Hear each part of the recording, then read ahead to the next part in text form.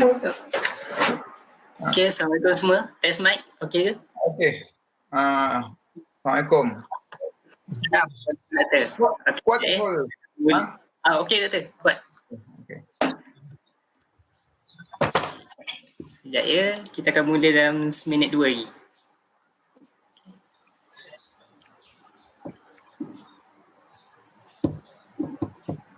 Okey.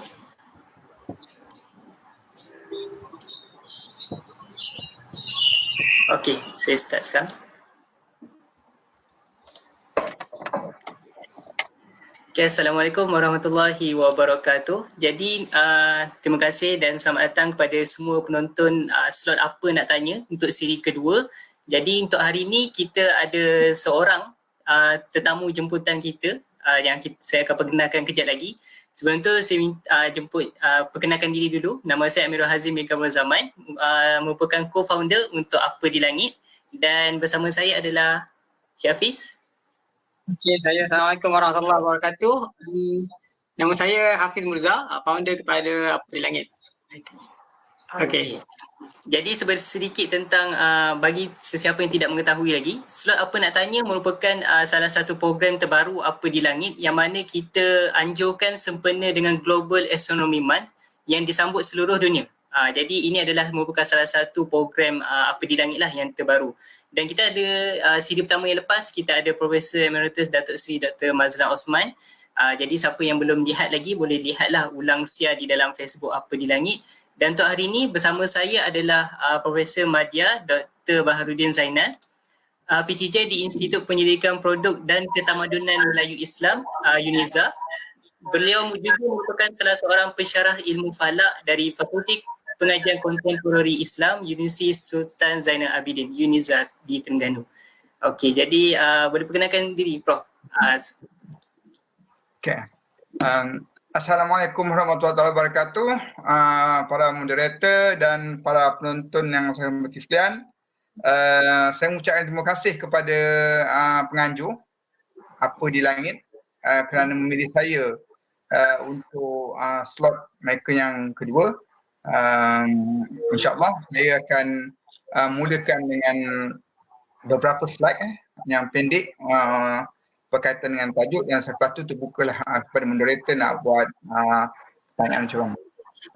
Okey, jadi untuk slot kita hari ini kita ada dua sesi, iaitu sesi pertama kita ada sesi pembintangan daripada Dr. Baharudin selama 15 hingga 20 minit, dan seterusnya sesi kedua adalah sesi Q&A daripada soalan-soalan yang telah anda ajukan kepada kami dalam Google Form, dan insyaAllah mungkin akan ada beberapa soalan kita akan ambil lah daripada komen di Facebook Live ini. Jadi insyaAllah kita boleh mulakan sekarang. Jadi saya jemput Dr. Baharudin untuk memulakan sesi kita, insyaAllah. Okey, silakan Doktor.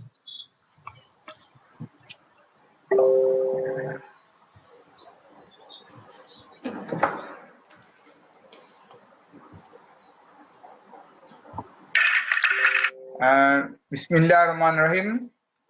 Assalamualaikum warahmatullahi wabarakatuh. Share. Share screen Okay. Doktor boleh share screen.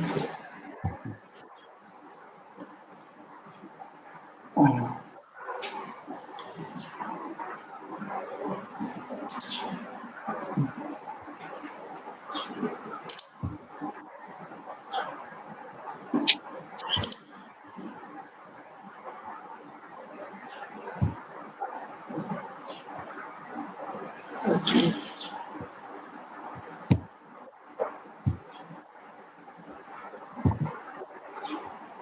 Okey, ada. Okey. Alright. Okey. Okay. Assalamualaikum semua dan sekali lagi, dan tajuk yang ini adalah ru'yah sebagai aktiviti astronomi amatur. Kita sekarang berada pada hari di mana penyimpan Muar Besar Raja-Raja Malaysia telah mengisytiharkan, memaklumkan bahawa hari ini ialah tarikh melihat anak bulan, dan kita memilih grup amatur ni. Bagaimana kedudukan ru'yahnya dalam konteks grup amatur dan sebagainya. Dan kita rasa definisi ru'yah hanya melihat anak bulan. Definisi ru'yah ni melihat anak bulan, kalau dalam bahasa astronominya observation, cerapan. Cerapan. Perkataan cerapan itu sendiri sudah popular. Perkataan cerapan itu sudah menjadi suatu bahasa yang biasa. Secara generatif orang sebut cerapan. Kalau dulu cerapan ni satu istilah yang digunakan dalam sains.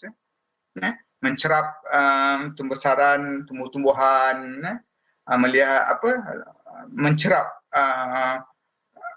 gelagat manusia sebagainya. Itu asalnya itu adalah satu istilah sains, tapi ia telah menjadi suatu istilah yang biasa digunakan. Cerap itu adalah melihat, tetapi dalam konteks anak bulan, istilah yang terpakai ialah ru'yah. Manakala astronomi amatur, perkataan amatur, amatur tu kalau ikut tafsiran lah, tafsiran dia datang perkataan, nak sebut macam mana, tahu Yunani ni amat ke emat ke, amat, amator, amat, bukan amat Melayu, tapi boleh kata amatur itu ialah amat mencintai ataupun dedikasi terhadap sesuatu bidang. Jadi kalau kita katakan amatur astronomi, dia mencintai astronomi, dan dia melakukannya kerana minat, bukannya kerana kerjaya dan sebagainya. Jadi dia buat kerja itu adalah satu kepuasan, sebagaimana orang memancing. Agaknya dalam orang yang memancing ni, dia ada memancing yang amatur, ada memancing yang profesional. Yang amatur tu agaknya dia pergi ke sungai-sungai membawa kail-kail biasa, tapi kalau amatur siap dengan boat, pergi laut dalam dan sebagainya. Jadi ini semua adalah untuk mencapai kepuasan diri. Dalam konteks astronomi, ia adalah amat penting. Aktiviti astronomi amatur adalah amat penting kerana ia menjadi aset kepada perkembangan astronomi yang lebih lanjut. Bukan saja astronomi, saya boleh katakan bahawa aktiviti astronomi amatur menjadi aset kepada percambahan sains itu sendiri. Dan kalau kita cuba bayangkan, bila kita kata ada satu fenomena astronomi yang berlaku, ataupun kita kata kita bawa seekor kambing biotech untuk kita tonton pada orang ramai. Kita kata ada fenomena gerhana berlaku, sudah pasti orang akan tumpu pada gerhana kerana itu adalah fenomena yang menarik. Fenomena astronomi adalah yang menarik. Maka kumpulan astronomi amatur ni dia akan melakukan apa saja aktiviti berkaitan dengan astronomi. Dia aktiviti tidak ada yang profesional, tidak ada yang amatur. Kerana saya katakan ini kerana orang amatur pun dia cuba sedaya upaya buat kerja-kerja profesional. Walaupun kita kata tidak diiktiraf, dia punya hasil kajian tidak boleh ditonjolkan, tetapi sebenarnya aktiviti astronomi amatur ini begitu penting dalam perkembangan sains. Dan walaupun ia tidak mempunyai tujuan yang khusus, maksudnya ia tidak, skopnya tidak terhad. Mereka bebas nak buat apa-apa pun. Mereka kalau katakan malam nanti mereka nak buat cerapan, mereka bebas. Tak semestinya mereka fokus pada objek meteor shower sebagainya. Tak semestinya mereka nak jejak komet. Tapi apa saja objek langit yang ada mereka minat. Mereka tidak mempunyai satu tujuan yang khusus. Atau kelab astronomi amatur ni dia ada aktiviti khusus. Kelab astronomi amatur Moonwatch. Kelab astronomi amatur pendidikan misalkan. Tak ada. Dia semua boleh dibuat. Sebab mereka rasa mereka tahu semua, mereka minat semua dan mereka nak menyampaikan kepada masyarakat secara maksimum. Dan kumpulan ini, saya katakan tadi bahawa menjadi suatu pelacak, satu motivasi kepada imajinasi saintifik yang jarang ada bidang lain yang boleh buat sedemikian. Kerana subjek yang dikaji, yang dicerap, yang dilihat adalah alam semesta, adalah cakrawala. Maka ia begitu dekat pada masyarakat dan ia boleh menjadi satu imajinasi saintifik. Kalau kita cerita mengenai haiwan biotech dan sebagainya, mungkin kita tak dapat nak jelaskan. Tetapi kalau kita kata bahawa gerhana berlaku, matahari itu merupakan berbola api, jadi bila berlaku gerhana mereka dapat lihat lidah api dan sebagainya. Jadi imajinasi saintifik itu begitu terselah dalam aktiviti astronomi. Dan kumpulan ini juga mempunyai jaringan yang luas seluruh dunia. Dan bagi mereka, langit sentiasa malam. Kerana ketika waktu siang di Amerika, di Asia Timur adalah malam. Jadi kumpulan amatur ini buat kerja. Kumpulan amatur ini membuat serapan. Ada apa-apa fenomena yang berlaku di langit, ada timbul komet baru, yang dapat lihat ini adalah amatur. Kerana amatur sentiasa berada di timur dan di barat. Ketika profesional di barat misalkan kata masih siang hari, mereka menunggu juga. Tapi siang hari mereka tak buat apa. Dan mereka akan menunggu malam. Tetapi bagi astronomi amatur yang berada di sebelah timur, sudah malam, mereka boleh memulakan serapan dan sebagainya. Dan secara berterusan,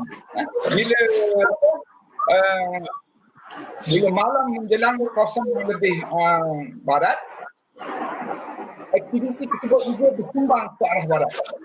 Jadi sentiasa dalam 24 jam itu ada kumpulan pencerap yang akan melakukan serapan berbanding dengan mereka yang bekerja di balai cerap, di makmal. Mereka kena ikut masa-masa yang tertentu. Okey. Astronomi amatur juga, mereka akan menggunakan apa saja subjek berkaitan dengan astronomi, sama ada objek sendiri.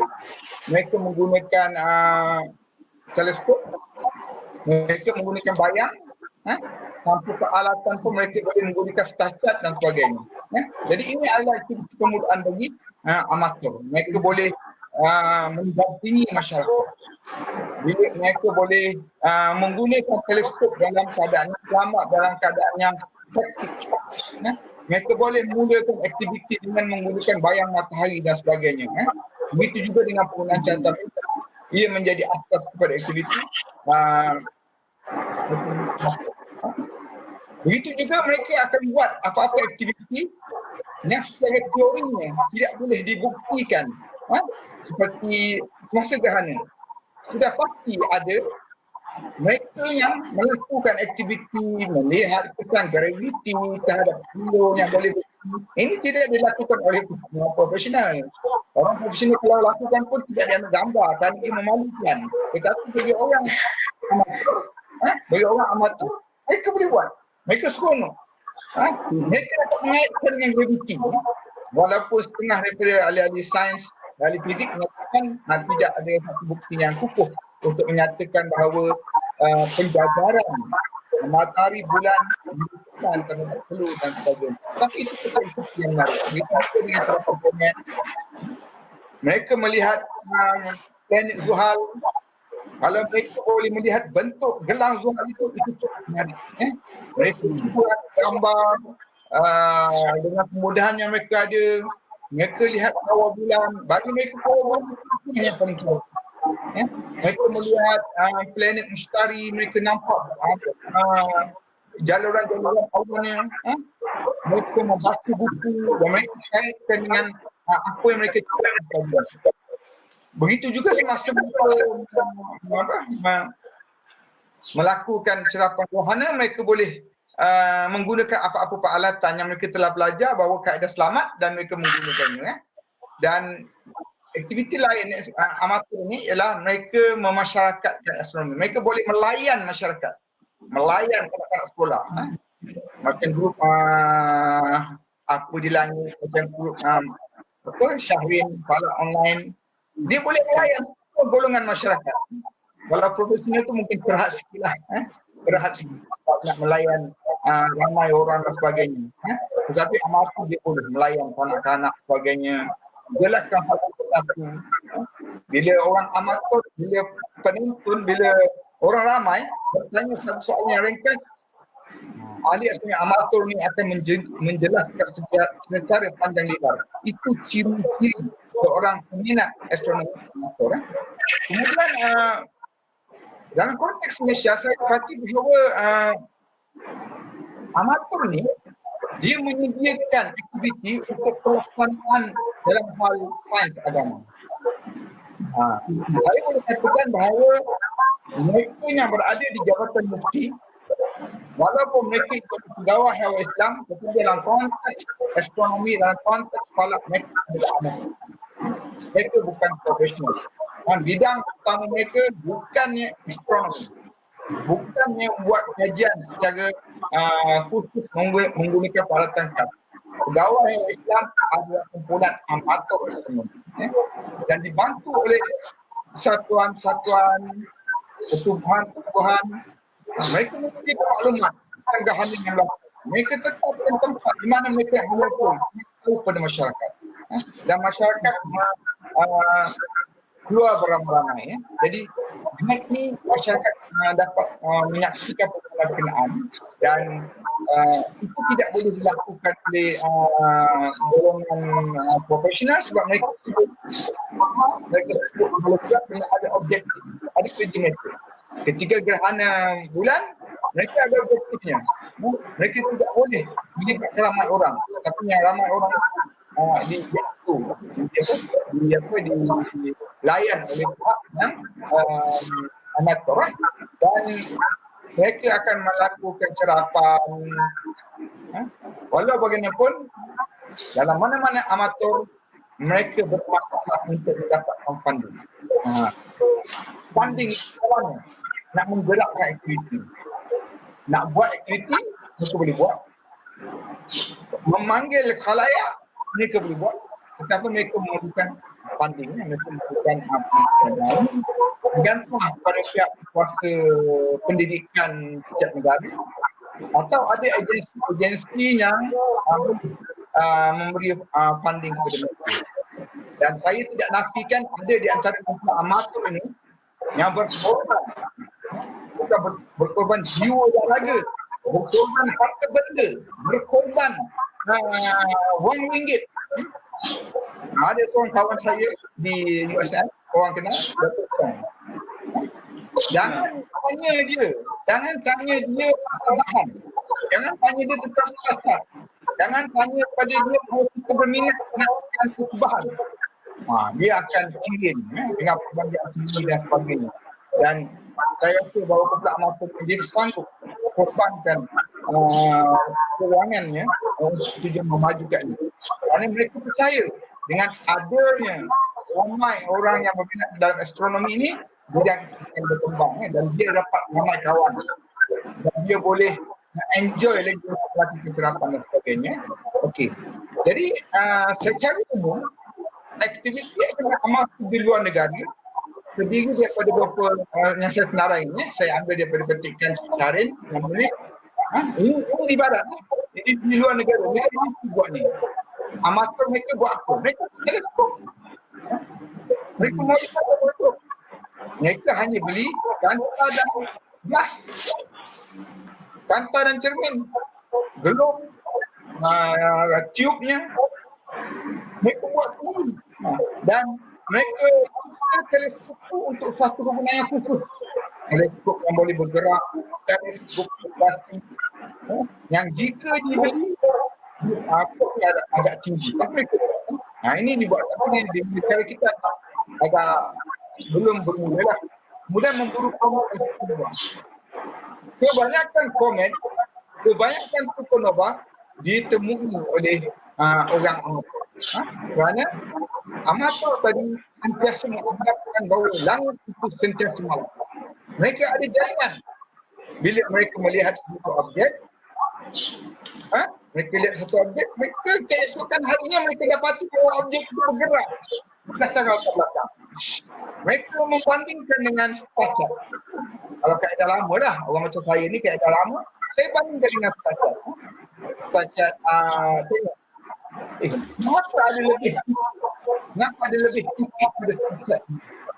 Kalau zaman moden ni ada digital. Kita serap objek itu dia akan masuk pada background StarChart digital. Terus kita boleh confirm bahawa ini adalah objek baru memang objek langit semasa kita letak dan sebagainya. Jadi bila mereka buat macam ni, Jadi kumpulan amatur ni dia akan menghubungi orang sejarah ataupun mereka menghubungi pengobat. Dia lihat satu bintang tu malam naik. Mereka akan menghubungi amatur. Tempatnya di depan sudah siang. Maka kena kawan amatur yang berada kawasan malam untuk mengesahkan apa yang nampak. Dan akhirnya mereka ada kesepahaman akan membuat laporan kepada IAU dan IAU buat pengesahan status objek kenaan, objek baru atau objek sedia ada dan sebagainya. Dan ada juga dalam teknologi ni, kalau jejak moden ni, bila kita jejak satu objek baru, dia terus keluar parameter orbital element. Jadi kalau orbital element itu kita boleh mengesahkan, bukan ingat boleh atau objek mana. Tapi kalau yang lama, ada lama kita banding dengan rakyat. Begitu juga dengan variable observation tentang polymer yang menarik. Yang baru-baru ni saya rasa ada satu laporan bahawa exoplanet semakin pudar. Exoplanet semakin pudar. Magnitude semakin pudar. Apakah yang kita tak naklah jadi macam isu Betelgeuse. Bila kita kata Betelgeuse semakin malam, punya dia berlaku periodiknya. Bintang tu. Jadi kemudian tentang gerhana, pengimejan, teleskop robotik. Ini pun biasa dibuat oleh amatur di luar negara. Kemudian kerapan menggunakan video astronomi modified system daripada teleskop, letakkan video dan mereka menyebarkan maklumat mereka dalam internet. Itu di luar negara. Di dalam Malaysia, apa yang saya dapat sebagai kecil saja aktiviti yang mereka buat. Paling banyak mereka melakukan cerap bulan, ini paling banyak. Cerap bulan yang sama. Selama 365 hari itulah bulan yang sama, tapi hari-hari mereka cerap. Bulan penuh, masa baik super tua, anak bulan, itulah orang anak burus. Kejap-kejap bahkan burus itu adalah burus akrab, burus kopias misalkan. Komet, apa mencari? Bapak ini heboh dengan komet, kelas. Cari komet atas lepas maghrib. Cari, komet itu sudah pecah. Sekarang perlu cari mana pun. Itu kerja orang amatur. Dia amat positif. Kemudian mereka mencerap objek masaya yang cerah lah. Kalau objek masaya yang malam tu susah. Dia sebab alat mereka sihat. Balik-balik mereka tengok Omega. Balik-balik mereka tengok M42. Pula. Mereka dapat gambar yang mula berkata itulah paling cantik. Sebenarnya habis paling cantik. Tapi bagi orang amatur mereka menunjukkan peralatan teleskop mereka menunjukkan kebolehan mereka membeli outlet kebatingan, membeli mouse telebasi mereka pasang, mereka letakkan file, mereka modify sistem dan sebagainya, mereka beli motor. Adalah aktiviti yang saya rasa ini yang dilakukan di Malaysia. Kemudian falak sebagai satu pecahan daripada astronomi. Falak sebagai satu pecahan daripada astronomi, mereka melakukan dalam konteks agama. Mereka suka keadaan tradisional, keadaan menggunakan bayang dan sebagainya.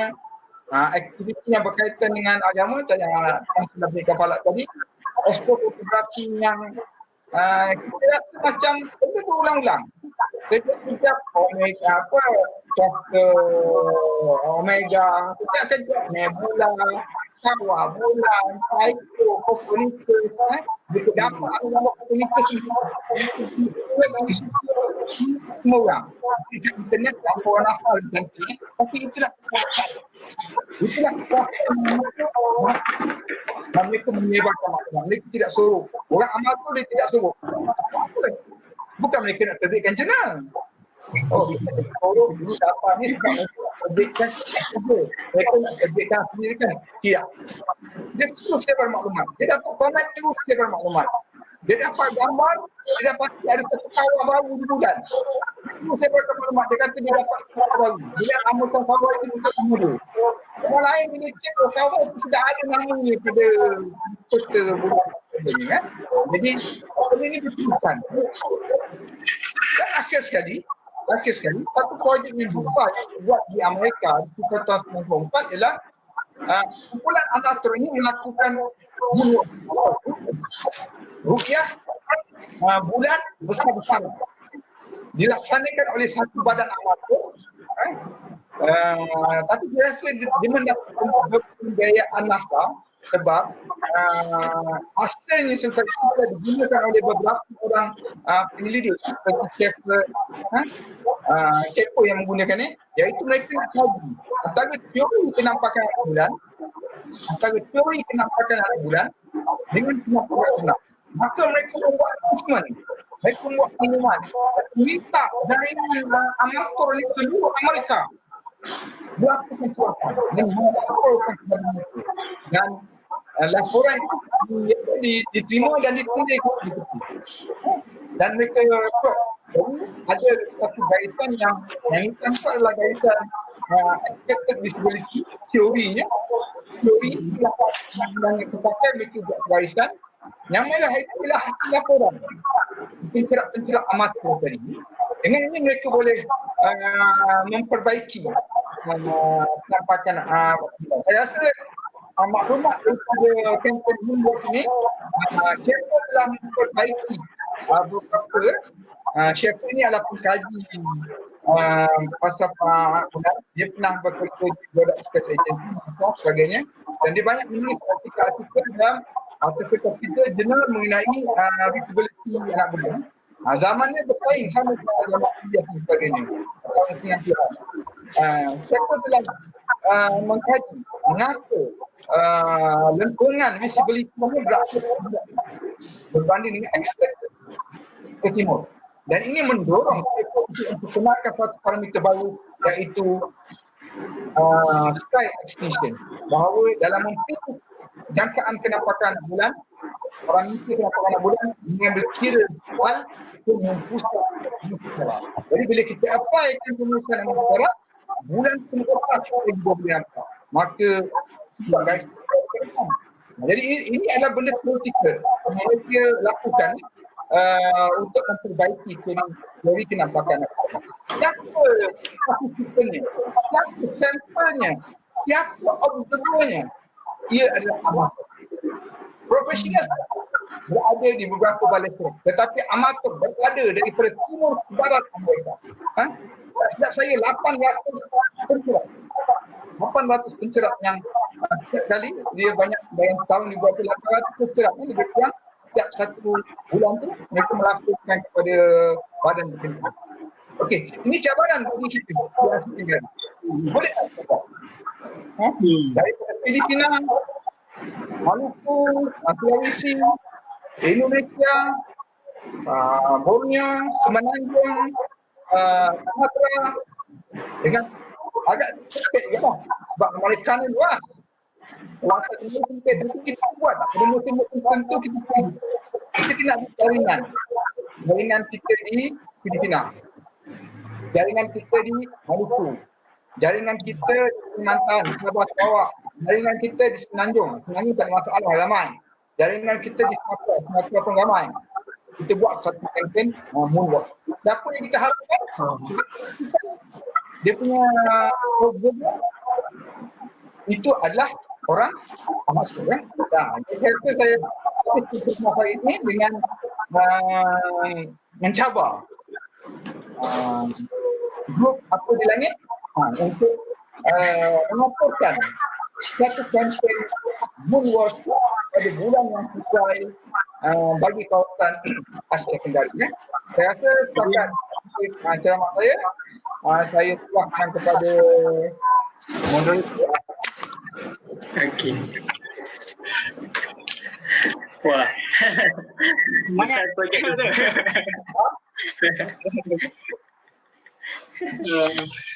Okey. Alright. Jadi daripada pembintangan doktor ni dapatlah kita ambil beberapa poin penting yang mana kerjasama amatur dan profesional ni sebenarnya dia ibarat dia kena saling bekerjasama. Sebabnya golongan amatur dia saling memerlukan juga dengan profesional, dan profesional juga memerlukan golongan amatur terutama dalam penemuan-penemuan komet ataupun supernova, dan terutamanya juga dalam kita panggil outreach ataupun jangkau luar dengan golongan masyarakat untuk mengembangkan ilmu astronomi. Okey, terima kasih banyak Doktor. Jadi kita akan teruskan dengan sesi Q&A. Jadi soalan-soalan ni mungkin ada yang sama atau tidak rasanya. Okey. So kita mulakan dengan soalan yang pertama.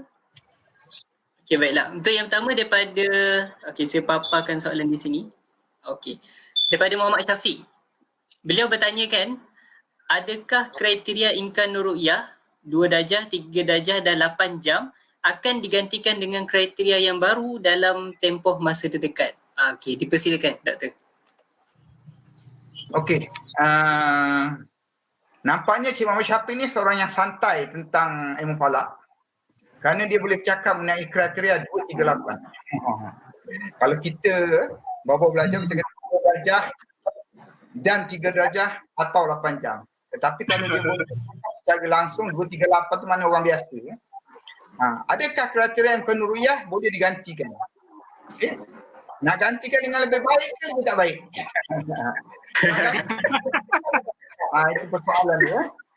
Sebenarnya, itu saya beritahu je lah. Sebenarnya, inilah ciri imkan ru'yah. Ciri imkan ru'yah sepatutnya boleh ubah. Kerana kriteria itu dibina, diterbitkan berdasarkan sejumlah hasil cerapan. Jadi, syarat imkan ru'yah, syarat 238 dahulu tu, kata yang dahulu tu, dibuat melalui satu set cerapan. Dan sekarang bila ada satu set cerapan lain, terdapat keperluan, terdapat status katakan. Orang kata 2 darjah, 3 darjah, umur 8 jam ni terlalu muda. Untuk terbangsa nampak 8 jam. Jadi ada usul. Tapi yang usul untuk mengubah ni bukan kita lah, pihak berkuasa. Yakin berangkat. Jadi dia kumpul data, paling penting data. Paling penting ru'yah itu dilaksanakan. Itu tanpa ru'yah tidak ada syarat. Tanpa ru'yah tidak ada syarat. Jadi kita ada ru'yah, maka ada syarat. Maka kita kumpul data dan kita menggunakan untuk prosedur lah.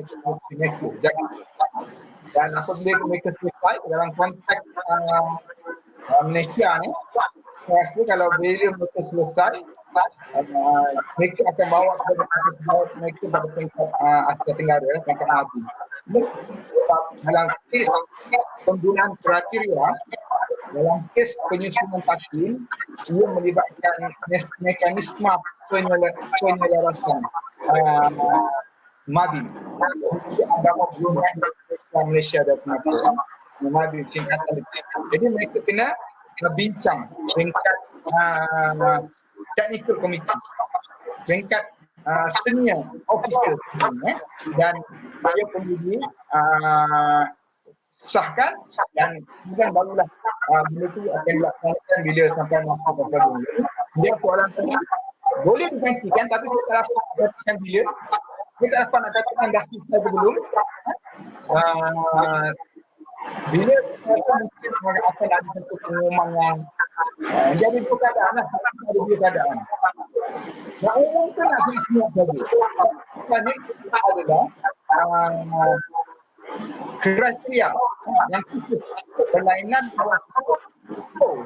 waktu semua bila ubah, masyarakat tahu kalender kenapa waktu semua lebih kuat. Mungkin maklum, tapi kriteria kalau tak beritahu itu, kalender kita berubah. Tapi kalau untuk meningkatkan daya intelektual masyarakat, makin kita boleh beritahulah dengan mengapa perubahan ini dibuat, bila yang paling penting ia bila dikuasai. Dalam soal takdir, walaupun kita kata kuasa agama kuasa negeri, takun negeri, Tapi ia berlainan dengan jadual waktu solat.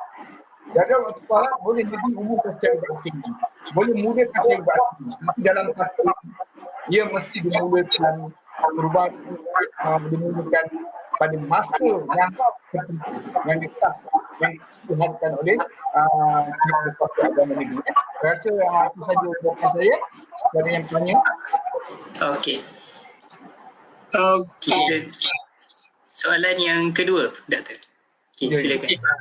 Soalan yang kedua daripada Muhammad Hidayat bin Muhammad. Okey, soalannya berbunyi, pernah tak berlaku dalam sejarah tiba-tiba anak bulan puasa ataupun raya betul-betul kelihatan tidak seperti dalam kalender biasa? Mungkin maknanya tidak seperti dalam hisab. Hisab kata tak nampak, tiba-tiba nampak. Begitu mungkin. Oh. Macam mana tu dah? Okey. Okey. Kita kena lihat, kita kena imbas senario ni, sebab di Malaysia ni kaedah penentuan awal bulan, kita bercakap khusus untuk penentuan puasa raya dan haji ni. Di Malaysia dia berubah.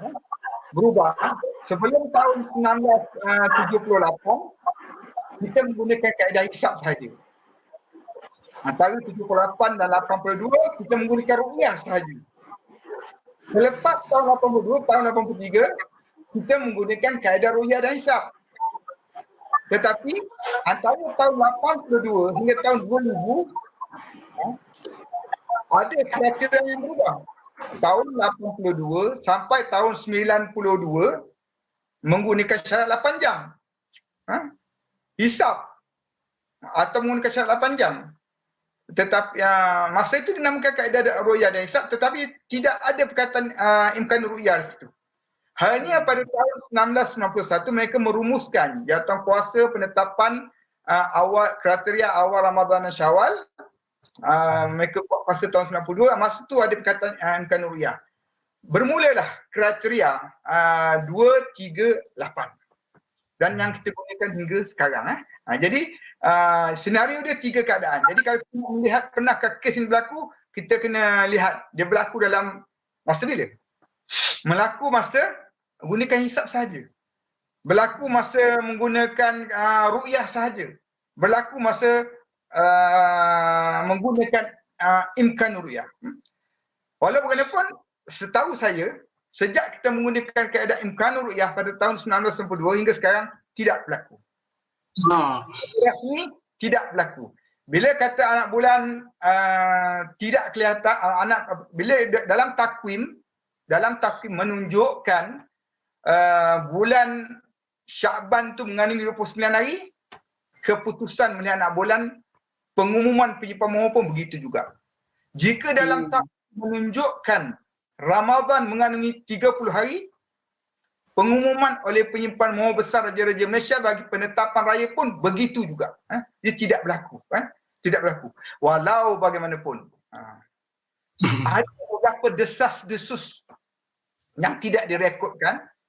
Sekumpulan orang melakukan ru'yah, ketika rombongan rasmi tak nampak, dia dakwa nampak. Dia dakwa nampak. Kedudukan bulan itu memang bulan di bawah kriteria lah, dia dakwa nampak. Tapi oleh kerana dia dakwa nampak dalam keadaan terpencil, dia tu bukan jawatan kuasa, pemerhati.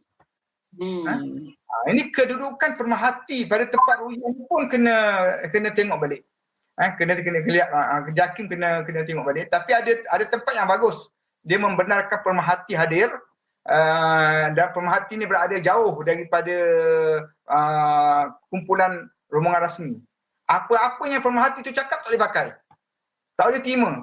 Buat pekak je, jangan tu. Tapi nak meraihkan ru'yah tu pada masyarakat, kita boleh benarkanlah. Tapi di Terengganu langsung tidak dibenarkan pemerhati hadir lah. Hanya mereka daripada rombongan rasmi saja. Jadi dalam kes ini dari tahun 82 sampai tahun 2019 tidak berlaku kerana kriteria yang kita gunakan, kita sudah menepati kriteria itu menyamai. Wa yatafiqal hisab wa ru'yah. Hisab tu kan ru'yah menyamai hasil ru'yah nanti. Jadi tak berlaku.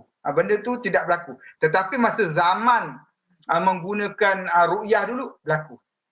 Tapi berlaku dalam keadaan seluruh negara isytihar tidak nampak, diteruskan Ramadan 30 hari, tetapi ada negeri yang mengisytiharkan nampak. Masa tu mekanisme penyelarasan kita tidak betul, tidak kukuh. Itu boleh berlaku. Tetapi dalam kriteria moden, kriteria terkini tidak berlaku. Saya rasa itu jawapan saya. Okey.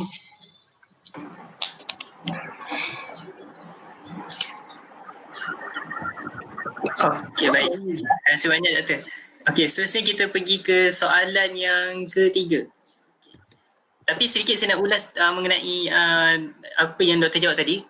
Betul kalau di contohnya di Balai Cerap Teluk Kemang, orang awam yang datang untuk mencerap memang disediakan satu tempat khusus lah di bahagian bawah Balai Cerap, di bahagian bawah yang menghadap ke laut juga, di mana ada juga agensi yang menyediakan teleskop untuk orang awam guna, contohnya daripada JUPEM dan juga Jabatan Mufti. Jadi yang tu adalah yang memang disediakan khas untuk orang awam gunalah. Tu kalau di Balai Cerap Teluk Kemang macam tahun-tahun sebelumnya. Jadi insyaAllah itulah tahun ni kita tak dapat. Dia ada kelebihan bila buat di bawah, jadi tak dapat dengar lah suara orang bising-bising tu. Maknanya dia tak akan mengganggu pencerap. Yang betul dia tu. Yang ahli jawatankuasa mereka di kawasan yang lain. So memang tak terganggu lah dengan orang awam. Okey, baik.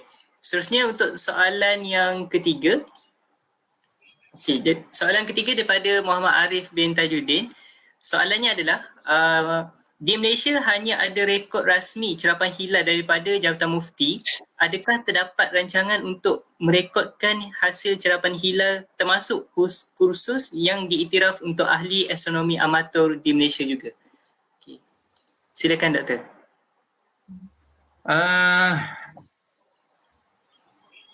Soalan tu termasuk untuk merekodkan hasil cerapan hilal termasuk kursus yang iktiraf. Jadi dua soalan, satu pasal rekod cerapan, satu kursus. Ke merekodkan hasil cerapan hilal khusus yang dibuat oleh amatur. Saya jawab yang ni lah. Silakan Doktor. Maksudnya cerapan hilal daripada Jabatan Mufti itu dianggap sebagai rekod rasmi. Tapi kalau ada amatur, iktiraf tak? Saya bayangkan itulah soalan dia. Jadi sebenarnya memanglah rekod rasmi itu dilakukan oleh Jabatan Mufti. Kemudian selain Jabatan Mufti, sejak 10 tahun atau 15 tahun kebelakangan ini, pihak JAKIM bersama Universiti Melaya, bersama Jabatan Ukur, dia dibuat berterusan. Jadi kalau untuk penetapan rasmi, akhir Syaban, akhir Ramadan, dan akhir Zulkaidah. Rekod ini memang ada pada Jabatan Mufti Negeri lah.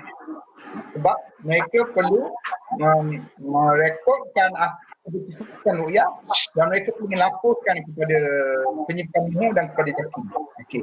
Dan rekod inilah yang digunakan untuk pembaikian kriteria dan sebagainya. Jadi soalannya, apakah hasil cerapan amatur boleh diiktiraf? Okey, kita kena ingat bahawa cerapan rasmi itu berlaku untuk 3 bulan. Cerapan rasmi berlaku 3 bulan. Kemudian ada 9 bulan lagi, ada cerapan yang dibuat oleh pegawai orang Islam, dibuat oleh Jabatan Mufti, tetapi bukan memenuhi kaedah ru'yah dan Islam. Mereka ru'yah pada akhir Zulhijjah, mereka ru'yah pada akhir Muharram, mereka ru'yah pada akhir Rejab dan sebagainya. Mereka ru'yah pada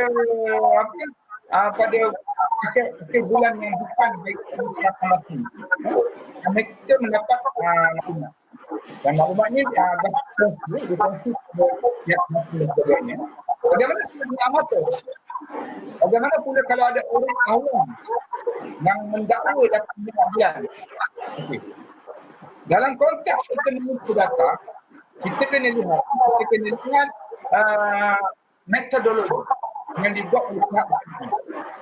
Dan begitu juga metodologi yang ada pada pengkaji, ada analisis pada orang yang gunakan data ini, analisis untuk metodologi dia untuk menerima rekod. Rekod rasmi itu ialah rekod rekod rekod didaki. Orang ada rekod daripada orang awam. Prosedur dia, kalau kajian bukan penasara rasmi, dia boleh diterima. Dengan syarat metodologi itu jelas. Mereka menggunakan peralatan, mereka ada fotografi, mereka ada saksi, ada gambar dan sebagainya. Jadi sebagai pengkaji, kita memerlukan banyak data. Dan data ini kita boleh perolehi daripada amatan. Dan kita boleh sisih, kita boleh membuat justifikasi tentang kesahihan data ini. Tapi dalam konteks Malaysia sekarang ni, saya rasa setiap bulan tu semua pegawai Jabatan Mufti ada lihat. Semua kita tidak ada lagi setakat ni badan-badan matok sekolah persendirian yang ada balai silap sendiri sebagainya yang melakukan kuliah dan dapat lihat anak bulan yang kita nak guna untuk analisis. Anak bulan yang tak nanti banyaklah yang masuk apa. Maka anak bulan yang besar 18 jam ke atas bukan pilihan. Dia kena 18 jam sebab Malaysia sekarang ni ialah 13.8 jam. Jadi kalau kau dapat 15 jam, kau tidak memperbaiki lah, menambahkan data, tapi tidak memperbaiki parameter penampakan minimum tadi. Jadi saya rasa untuk analisis, ya, untuk pengkaji yang buat list dia boleh kira apa saja dengan metodologi tak semestinya dia boleh Jabatan Mufti. Okey, baik. Okey, seterusnya kita ke Cik Hafiz, soalan ketiga. Okey, soalan yang ketiga kita daripada individu yang sama juga, daripada Cik Arif. Okey, dia tanya, terdapat banyak kriteria penampakan hilal seperti Ode, Alok, Khalid, Syaukat, kemudian yang lain-lain lah. Jadi pada pendapat Prof, apakah kriteria yang dianggap paling terbaik? Okey. Sebelum saya jawab, saya nak tanya pada orang tanya, apa ciri terbaik? Kriteria terbaik. Ciri terbaik. Yang nampak kan juga. Saya nak tanya pada moderator, apa ciri terbaik? Kriteria. Apa cirinya? Nak kata gadis pilihan kita itu terbaik, apa cirinya? Bersopan santun, jaga tata susila. Jadi apa ciri kriteria itu terbaik? Okey, tak apa. Mungkin dia bergantung kepada lokasi itu, Doktor. Macam mana? Bergantung kepada tempat kita, negara yang menggunakan kriteria tu. Bergantung pada negara. Saya Kriteria yang mudah nampak. sebenarnya Kriteria yang sentiasa nampak. kriteria yang baik ialah kriteria yang ditemui, dipersetujui oleh satu dunia. Satu dunia mengesahkan bahawa itu adalah data termuda, ya. Maka itu adalah data yang terbaik. Misalkan sekarang ni rekod termuda ialah 11.6 jam yang rekod bulan yang dicerap di Iran. Saya tak ingat bila, ingat rasa lama. Tahun 2002 tak silap saya, 11.6 jam. Jadi itu kita kata rekod yang terbaik sebab dia buat secara manipulatif. Tapi ini ada rakaman atau tidak. Jadi kriteria yang dianggap baik adalah yang menepati ciri-ciri penampakan pertama anak bulan. Jadi kalau kita lihat kepada nama-nama yang disebut tadi itu, Ode, Yellow, Syaukat, Malaysia yang paling rendah lah sebab Malaysia gunakan 238. Khalid, Syaukat dan Ode ini dia hampir sama. Dia menggunakan syarat ketinggian bulan pada risk of fission. Khalid dan Yellow, Ode itu dia syarat tadi faktor peruntungan S sepadan dengan positif tinggi sepadan dengan dengan sifat bulan dan sebagainya. Okey. Walau bagaimanapun, kriteria yang baik adalah kriteria yang komposit bergabung. Komposit antara theoretical dengan empirical. Syarat itu dibina berdasarkan teoritik dan empirical. Syarat itu dibina berdasarkan data baru, data lama. Itu komposit. Syarat itu berdasarkan sejumlah parameter. Parameter apa? Parameter matching, tinggi, beza azimut. Itu satu parameter tu. Kemudian kita gabungkan dengan sistem yang bergantung kepada musim. Bergantung pada musim. Jadi itu sudah ada dua lagi. Musim W dan moon season. Apa jadi? Jadi tiga. Bila sebenarnya lebih banyak parameter lebih tepat. Macam kita nak mengkaji ciri-ciri kimia tu, kita dapati ada 5 ciri kimia. Kita dapat susahkan itu benda apa sebenarnya. Dibanding orang lain yang beritahu kita 2 ciri virus corona, 5 ciri virus corona. 5 tu lebih banyak ciri. Jadi itu yang mungkin kita juga keadaan yang saya rasa kita sekarang ni belum ada lagi satu kriteria. Kriteria tu berubah. Kebanyakan ni buat tetap.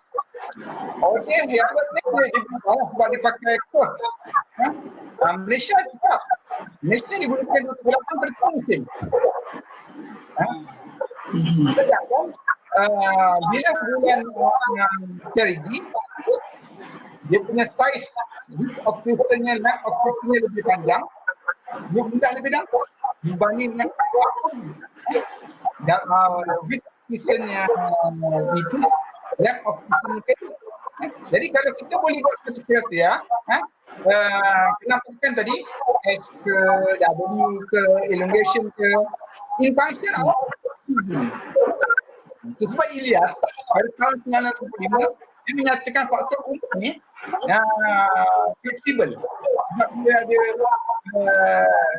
20 jam kata saya 22 plus minus 4. Mana Ilyas ni cara dulu tu 20 plus 4 lah kami begini. Ini kan tempat musim ni. Waktu pakai kriteria umum dan ada musim.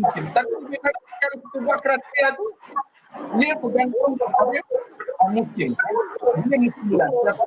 Musim bulan musim bulan jauh, tak boleh nampak. Dan tadi kita telah bincangkan bagaimana pengujian teori tadi.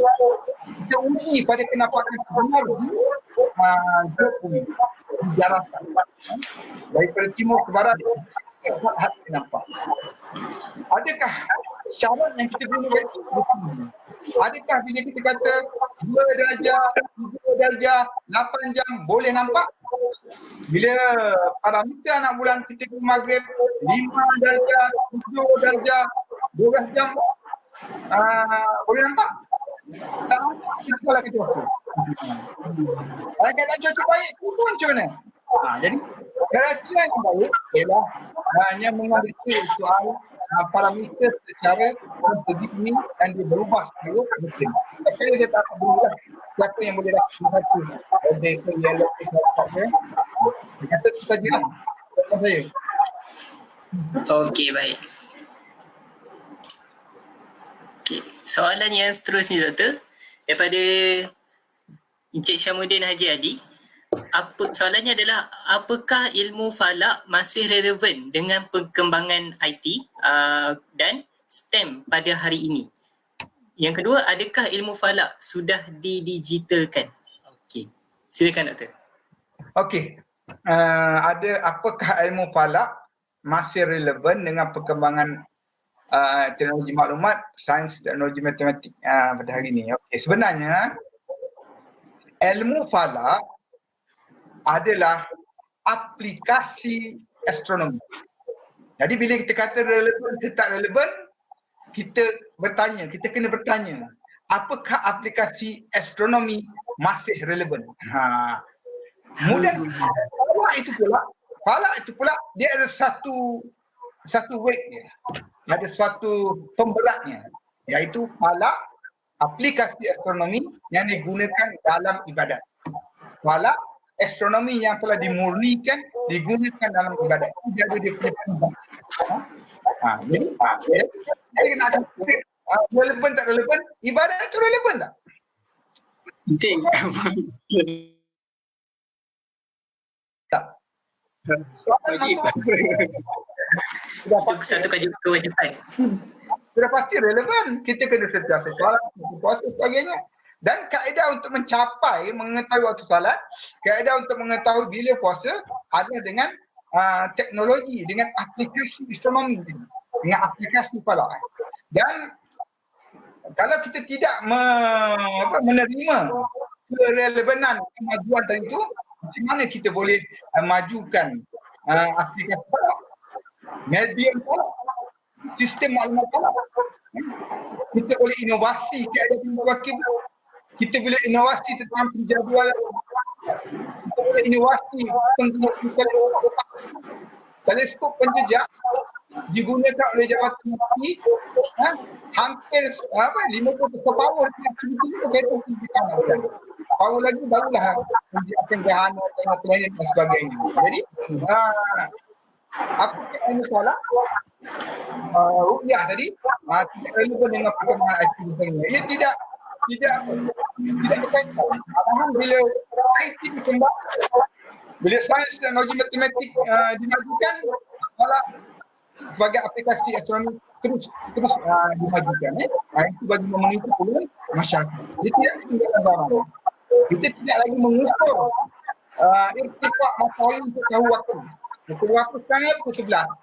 Misalnya pukul 11, guna kubur majalah pukul matahari. Kemudian kira ba'adu putur asal mutlak.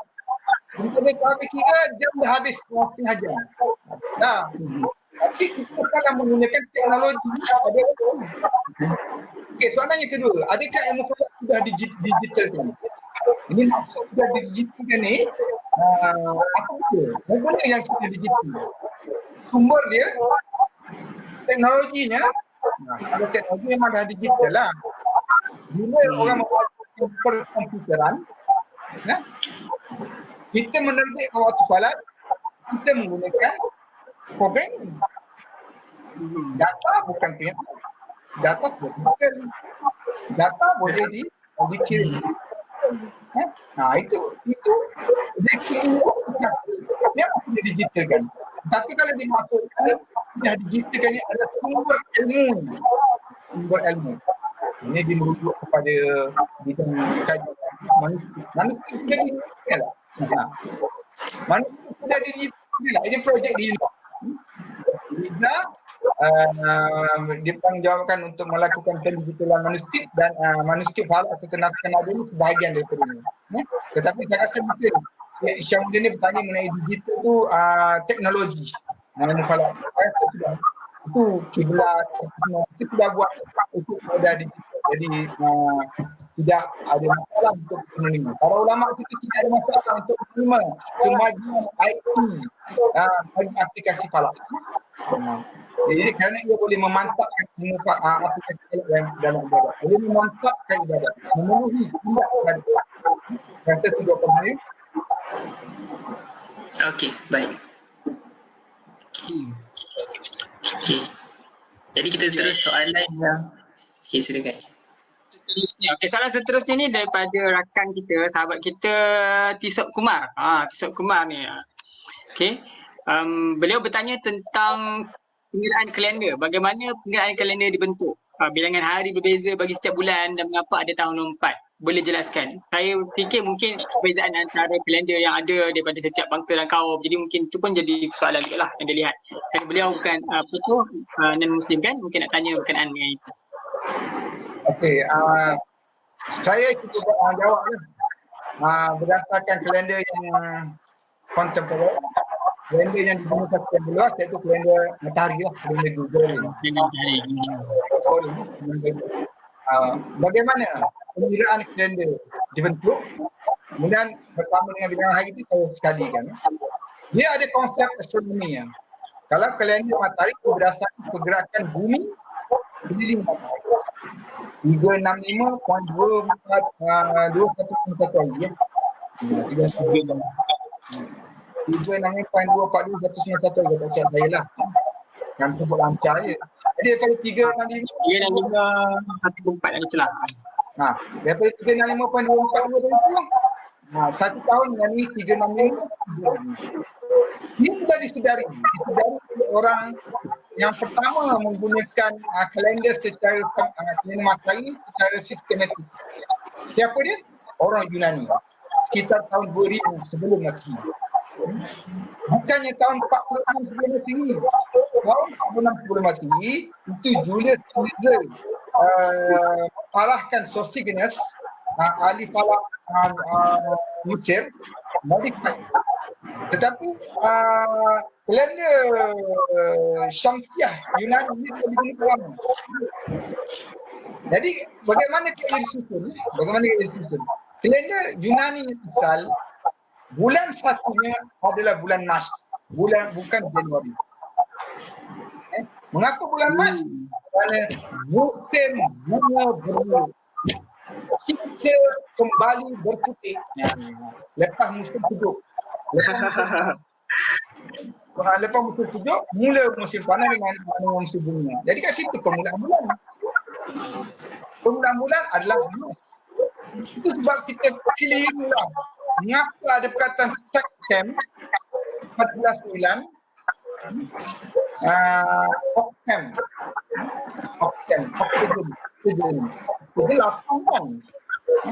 Desember bulan 12. Desember 10 kan. Mengapa Oktober menjadi 10? Desember menjadi 12. Asalnya bulan Mac itu bulan 1. Kalau kalender Hindu dia masih mengekalkan bulan pertama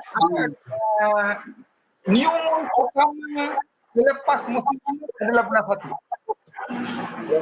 Kalender yang bukti saya tak pastilah bukti mana bukti lama tu kat India juga evolusi perubahan tu Jadi bulan pertama adalah selepas musim bunga, selepas itu itu bulan Mac. Sebab jadi yang bulan September, Oktober, itu 8, bulan 10. Desember tu bulan 10, bulan 12. Tetapi apabila mereka bertukar, mereka tukar beberapa ratus tahun selepas itu mereka tukar. Mereka kata berapalah Mac jadi bulan 1. Akulah Januari jadi bulan 1. Aku melihat bulan Maret. Januari bulan 1. Bila Januari jadi bulan 1, yang kita kata sekarang Januari bulan 1, Oktober bulan 10, November bulan Disember bulan 1. Jadi bahasa Yunani, bahasa klasik tahu betul lah. Oktober tu jadi 8. Oktober 8. Kosong kaki 8. Kaki 8. Macam mana boleh jadi 10 pula? Oktober. Yang sama 10, tapi setelah ditukar. Kemudian ditukar. Masa Julius tukar tahun 46 sebelum Masehi itu berjalan masalah.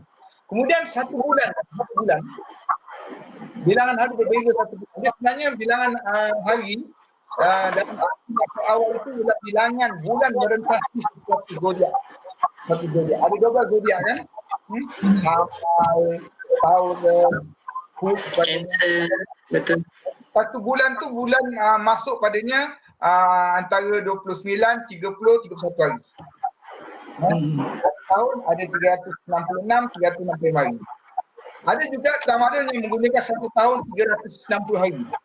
Kalender lah. Dia menggunakan satu tahun 360 hari. 5 hari lagi dia modify kemudian. Kemudian tetapi bila raja-raja ni, bila raja-raja Rom ni, dia ambilkan bilangan hari itu namanya dia tak kuat je. Dia ni kata Januari dapat 31. Dia kata dia nak dia dapat 30. Dia nak juga 31. Dia nak juga 31. Nanti kalau boleh tuanku. Dia kata aku nak juga. Sebab Januari tu adalah kita mengambil apa saya tak ingat, bulan 12 tu bulan apa saya tak ingat, 30 sepatutnya. Dia kata aku nak ya. Maka dia ambil 31. Dia ambil bulan Februari ni. Jadi Februari ada 29 tinggal 28. Nah. Betul. Tinggal 28. Mula 29 30 Januari. Februari. Sebab Februari tu bulan akhir. Nah asalnya Februari tu bulan akhir. Sebab bulan baru. Jadi Februari mengandungi 29 atau 30. Jadi satu hari diambil untuk Januari. Februari menjadi 28 atau 29. Adakah ia membedakan? Tidaklah sebab musim ni matahari ni 1 hari tak terjejak. Dan 5 bulan. Bulan yang duit tahun ni. Nampak beza dia. Bila kita letak hari malam 15. Malam 15 benda, kalau bulan tu dah mengecil. Malam 15 benda, kalau bulan belum maghrib dah naik. Kalau bulan belum maghrib dah naik, tu kan malam 15, malam 14, malam 13. Jadi dalam bulan, kita tak boleh musim 1-2 hari boleh cukup. Tak terjejak. Tapi dalam sejarah perubahan takvim Julian kepada Gregorian, bagaimana tarikh Christmas disambut 3 pagi sudah cair kerana mereka perasan ada lebih 11 hari. Mereka sambut 25 Disember, rupanya sudah 7 Januari. Maka betul-betulkan dinasahkan takvim Julian menjadi takvim Gregorian. Okey. Begitu juga dengan Puan Hakan mengapa ada tahun 4. Tahun 4 tu nak syakronah ya. Nak syakronah. 365 365.20. Ada satu hari tu boleh digantikan pada tahun 4. Tetapi dalam sistem yang lebih lama yang dipakai dalam sistem Kiptiak, kalender matahari Mesir, dia pakai 360 kan. 360 hari dan 5 hari tu dia modified pada tahun-tahun tertentu kan. Jadi saya rasa dia bergantung. Dia nak ceritakan Syamsiah, Kamariah, saya rasa biasa sini kena buat sesi lain pula. Jadi saya rasa itu kena ikut kelas Dr. Bahar nanti tu.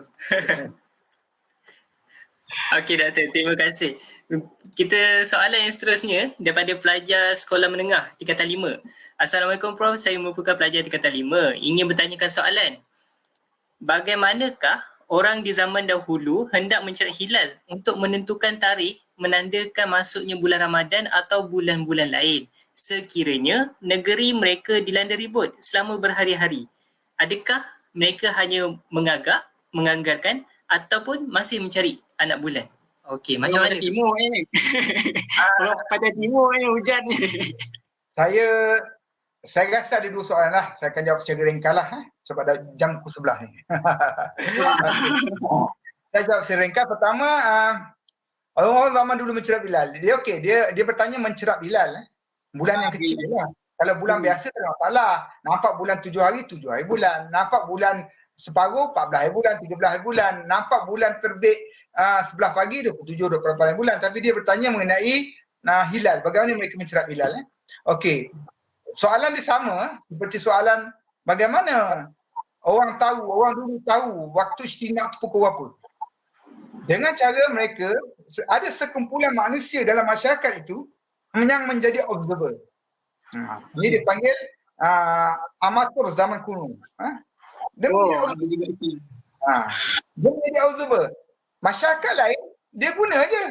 Kalau ketua mereka kata hari ni adalah 7 bulan Kamariah.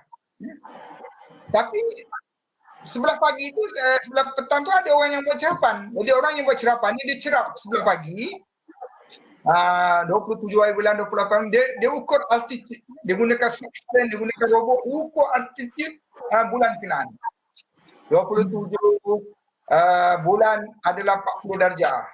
Seketika sebelum syuruk terbit. 28 hari bulan 20 darjah. 29 hari bulan adalah 12 darjah. Dia turun satu hari 13. Jadi ukuran tadi mereka catat dan mereka projekkan. Mereka unjurkan untuk mereka mengetahui bila istimewa. Untuk mereka mengetahui bila dia akan terbit semula. Untuk dia mengetahui bulan ada di timur ke atau ke barat ke selepas dia muncul semula nanti.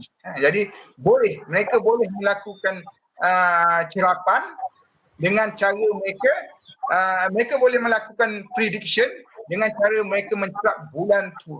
Mereka tahu bila istimewa berlaku dan sebagainya. Kemudian apa soalan lagi tadi? Kira-kira ribut dan sebagainya. Okey, Sekiranya hujan. Dan sebagainya. Adakah mereka hanya mengagak atau okey, tak ada masalah sebenarnya. Sebab masyarakat tu dia dah biasa dah. Takkan tiap-tiap bulan ribut.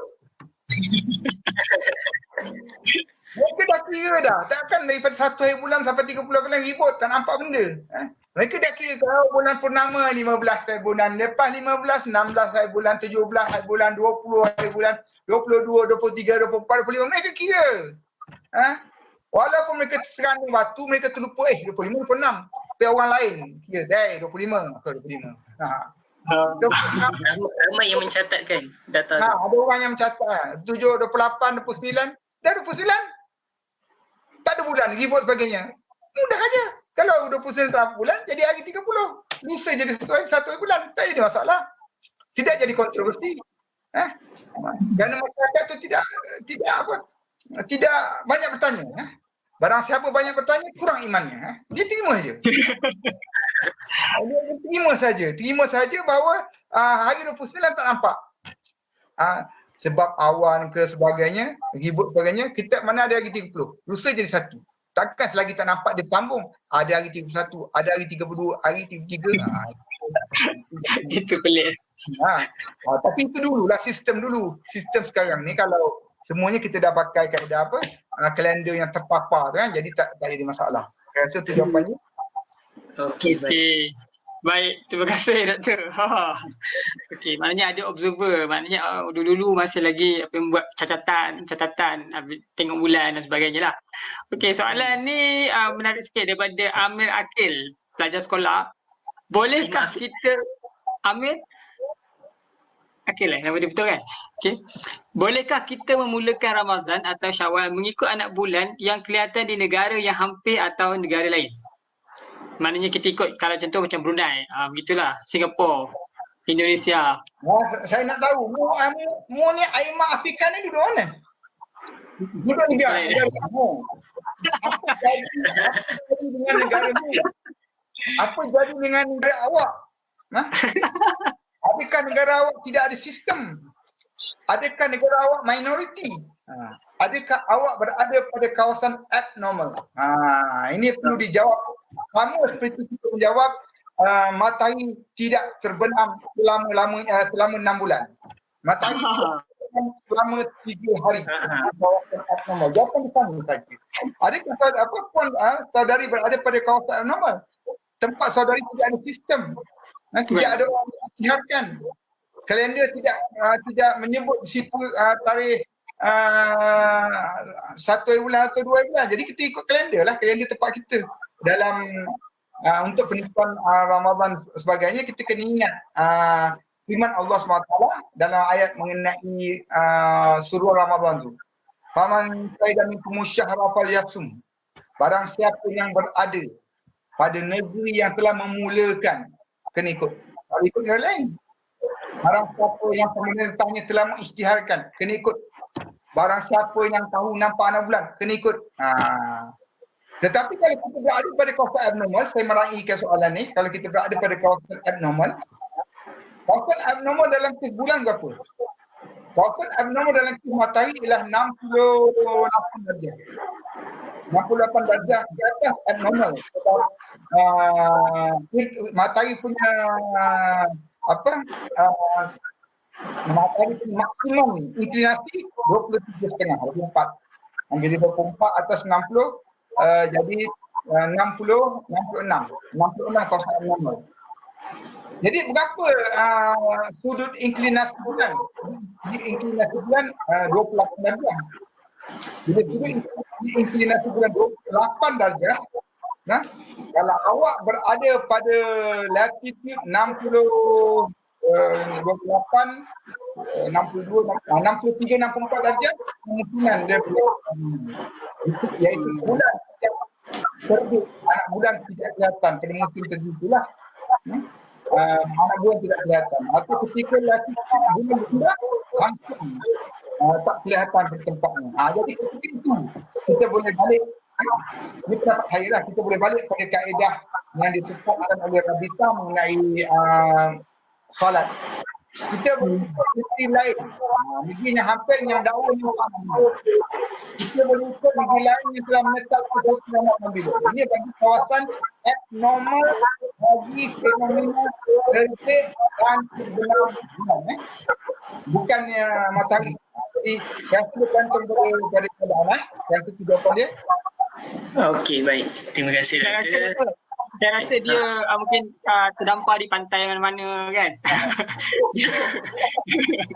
Tak ada sesat tengah laut, betul perlukan tengok bulan. Kalau dia terdampar di tengah laut, adakah dia musalah? Dia tahu di mana dia boleh berpuasa. Kerana ada kelonggaran di situ. Itu ada kelonggaran. Okey Doktor. Jadi kita hampir nak habis soalan sikit lagi. Soalan seterusnya daripada Encik Hamidi. Mengapakah diguna pakai istilah stesen mencerap paling timur dan stesen paling barat di Malaysia dalam konteks cerapan hilal di Malaysia?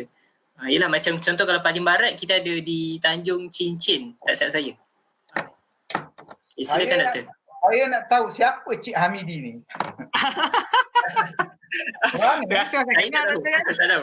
Kerana istilah stesen timur, stesen barat, setahu saya hanya ada pada dokumen rasmi mengenai penetapan waktu raya. Mungkin. Setahu saya semasa kita berbincang sebagai draft ketetapan untuk Majlis Kebangsaan Orang Islam untuk PPM sebagainya, dia ada beritahu tentang ciri anak bulan di stesen timur dan stesen barat. Jadi bila bertanya soalan sini, saya rasa macam dia pernah tengok dokumen rasmi. Dokumen tu rahsia sementara tu lah. Dia dah lepas rahsia. Cari satu. Nama kita mana nama dokumen tu. Dokumen tu memang dia ada barat dan timur lah. Tapi kalau untuk bulan semata dia tak boleh, dia restricted lah, dia terhad. Tapi kalau anda tahun-tahun lepas ni boleh tengok. Jadi biasa digunakan, ada dua keadaan lah. Pertama digunakan semasa kita buat justifikasi anak bulan. Dekat timur, di Atiamo, di Pawar sana, sampai timur Sabah, apa sifat bulan, ciri bulan dia, tinggi, warna, darah lengkuk, dan di stesen taklim di Tanjung Cincin Langkawi, apa sifat bulan dia. Walaupun untuk tujuan hukum kita pakai stesen yang paling barat. Dan untuk pengetahuan, stesen timur dan stesen barat ini bukan tempat melihat anak bulan. Stesen Atiamo hanya stesen nak beritahu untuk tempat paling tinggi. Stesen paling barat di Tanjung Cincin hanya nak beritahu itulah. Kalau pasti kita justifikasi pada tempat berkenaan, bukan tempat tengah anak bulan. Tempat tengah anak bulan yang paling dekatnya ialah di Panama Indah misalnya. Dalam konteks ini, kalau nampak anak bulan di sini memang ada tidak ada apa yang berlaku di stesen yang paling barat ni. Tetapi untuk tujuan taklim, dia stesen barat itu digunakan untuk justifikasi. Bulan Muharram, bulan Safar, akhir Muharram, istimewa berapa di stesen paling barat itu apa ciri dia? Ketika terbenam matahari di stesen barat itu apa cirinya? Kita buat justifikasi dulu Malaysia ni memenuhi syarat atau tidak. Jadi dia tidak digunakan untuk kuliah, tetapi digunakan sebagai stesen rujukan saksi sahaja. Okey, baik. Okey. Okey, boleh cari Doktor siapa nama Hamidi tu.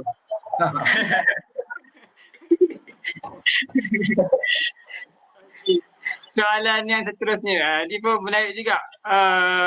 Daripada Nabila Zulkifli. Okay. Kenapa di Malaysia di awal dalam apa ni?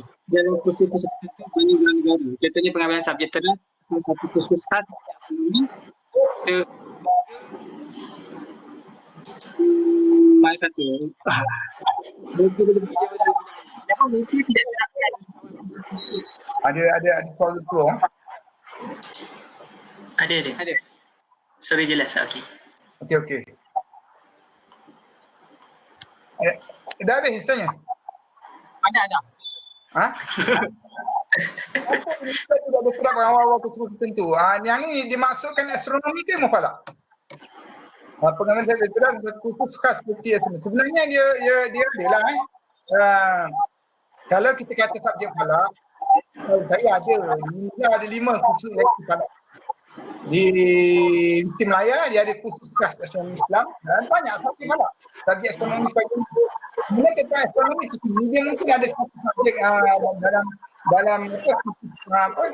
dalam kursus fizik dan sebagainya. Jadi kalau kita ambil kursus fizik ada.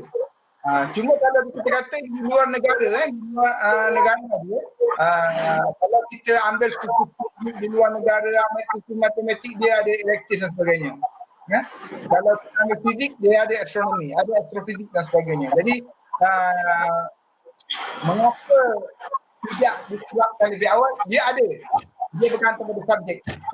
Takkanlah orang ambil tajuk hubungan antara kita nak belajar falak. Mesti tajuk pengajaran Islam belajar falak. Tajuk mengenai fizik belajar astronomi. Jadi dia bergantung kepada bidang-bidang khusus dan sebagainya. Kan pegawai tak diplomatik ni ada kursus falak juga. Kalau dia nak tanya. Rasa tu jawapan saya. Okey, baik. Okey doktor, dan soalan kita yang terakhir akhirnya. Setelah lama kita bersiaran. Okey, soalan yang terakhir adalah daripada Nabila Zulkifli juga. Ada atau tidak peluang pekerjaan berkaitan astronomi yang boleh orang awam ceburi? Adakah mereka diterima dalam bidang tersebut walaupun tiada kelayakan khusus dalam bidang tersebut? Maksudnya mungkin seperti golongan amatur lah. Mereka tak ada kelayakan tapi boleh tak mereka menceburi? Okay. Peluang pekerjaan berkaitan dengan astronomi. Di Malaysia ni ada 2 saja ruang, bukan peluang, ruang. Pertama, lulusan pengajian Islam. Lulusan pengajian Islam, mereka akan, jika ada rezeki, mereka menjadi pegawai hal Islam.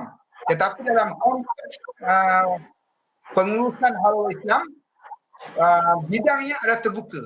Pos mereka adalah terbuka. Mereka bukan pegawai hal Islam falak. Mereka bukan pegawai bahagian hal Islam dakwah. Mereka adalah pegawai hal Islam yang terbuka. Kemudian mereka akan ditempatkan secara bergila-gila. Walaupun pada peringkat awal, dia ni ada belajar falak dekat Uniza, dia duduk bahagian falak. Tapi lama-kelamaan dia kena pergi ke section lain dan sebagainya kerana ia bersifat terbuka. Amat jarang sekali daripada mula kerja dia pegawai grade 41 itu dia jaga unit falak sampai dia pension dia jaga unit falak. Amat jarang sekali lah.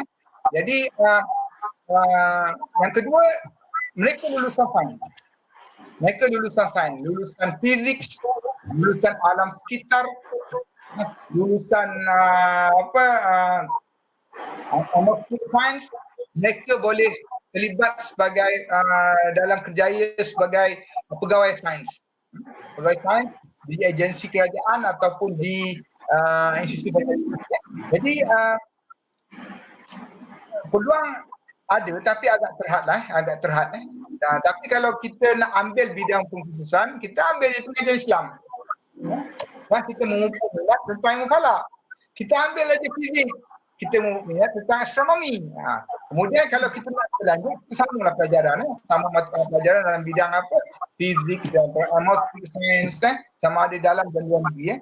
Cuba lihat bagaimana orang-orang yang berjaya seperti Dr. Adamika dan Dr. Wan Amani, bagaimana mereka berjaya. Mereka menghabiskan masa 5 tahun untuk undergraduate Eh? 3 tahun untuk master, 4 tahun untuk PhD, 10, 12 tahun baru dapat gelar falsafah. Kemudian mencari peluang mereka dapat attach dengan institusi seperti NASA dan sebagainya. Jadi ini memerlukan kolaborasi. Ya.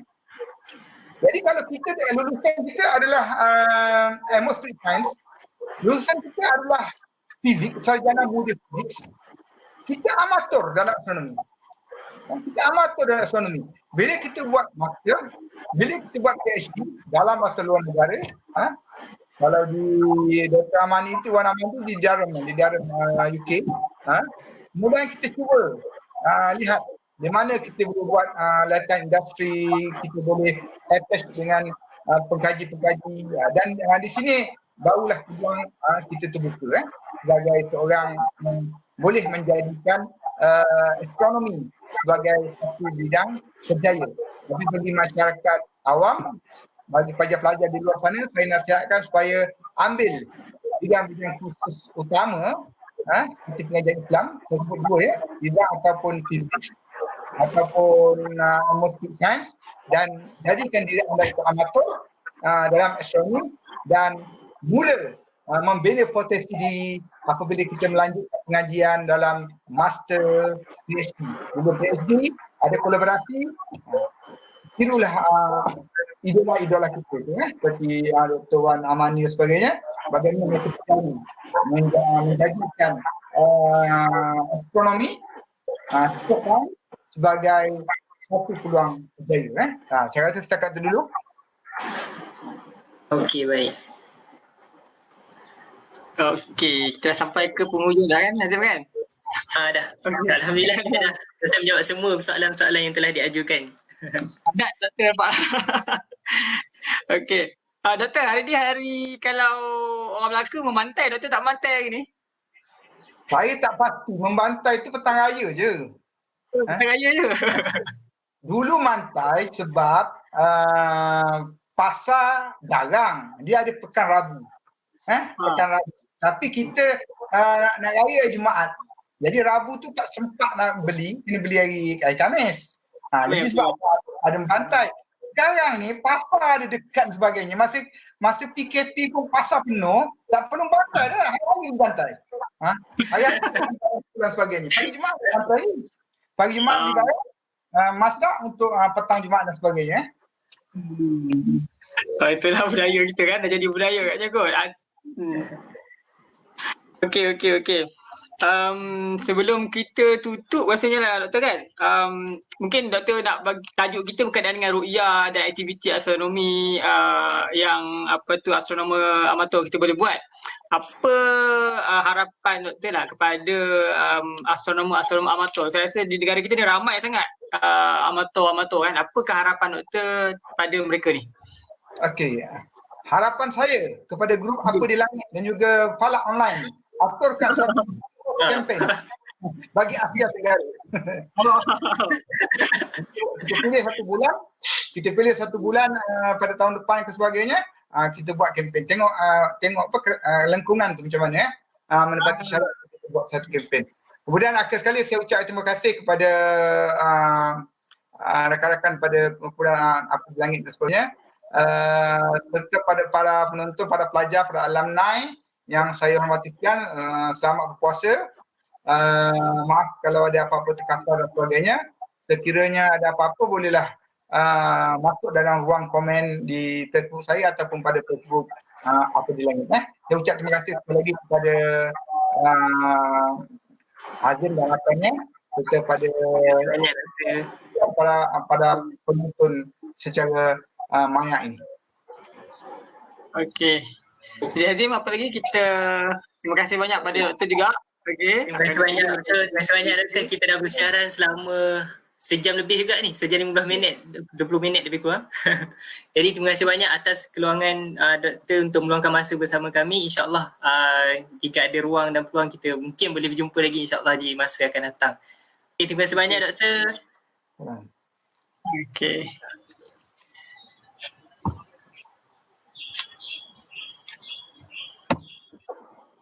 Alright.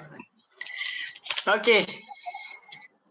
Jadi kita ada satu lagi kan, untuk makluman semua, kita ada satu lagi siri apa nak tanya, siri yang ketiga. Okey, Cik Azim mungkin Ya, boleh. Sekejap ya. Okey, dia. okey. Siri yang ketiga kita bersama dengan Dr. Chong Hon Yu, okey, pengerusi pertubuhan astronomi Pulau Pinang. Orang kuat astronomi Pulau Pinang di belah utara sana mesti kenal dengan Dr. Chong ni. Jadi tajuk yang beliau akan bawakan nanti adalah Careers in Astronomy and Increasing Numbers of Discoveries by Malaysian Astronomers. So saya jemput semua untuk hantarkan soalan di bit.ly/apa nak tanya S3, maknanya siri yang ketiga. Okey, insyaAllah akan berlangsung pada hari Isnin 27 April 2020 jam 10 pagi di waktu yang sama, di mana di Facebook Live Apa di Langit. Okey, kita ada nak cakap apa lagi sebelum ni? Jadi mungkin dah boleh tutup kot. Okey, so sebagai penutupnya saya mengucapkan terima kasih kepada penonton kita yang hadir untuk melihat Mungkin tak nampak. apa nak tanya. Ada muka nampak? Nampak kan? Okey. Okey. Okey, terima kasih kepada semua yang hadir untuk kali ni. InsyaAllah bagi siapa yang tak berkesempatan lihat pada awal, bolehlah selepas ni untuk lihat tonton semula ulansia yang akan kita letakkan di Facebook kita insyaAllah. Jadi sekian tu sahaja daripada saya. Terima kasih dan mohon maaf atas segala kesilapan dan kekurangan. InsyaAllah mana-mana yang kekurangan tu kita cuba perbaikilah dari semasa ke semasa insyaAllah. Okey.